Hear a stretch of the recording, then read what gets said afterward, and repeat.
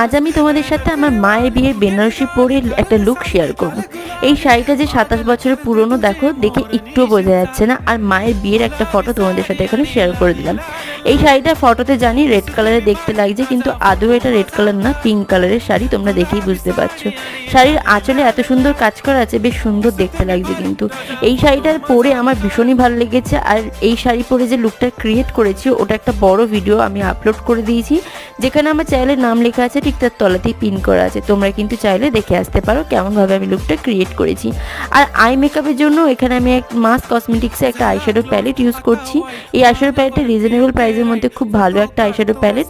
আর ঠোঁটে একটা ডার্ক কালারের সুগারের লিপস্টিক ইউজ করেছি। আর চুলে আমি এখানে কাঠগোলাপ দুটো লাগিয়েছি, তার সাথে কপালে ছোট্ট টিপ পরেছি। এখানে বলতে পারো প্রায় লুকটা কমপ্লিট হয়ে গেছে। আর আমাকে এই শাড়িটা পরে কেমন দেখতে লাগছে অবশ্যই কিন্তু কমেন্ট করে জানিও। আজকের ভিডিওটা এইটুকু, দেখা হবে নেক্সট কোনো ভিডিওতে।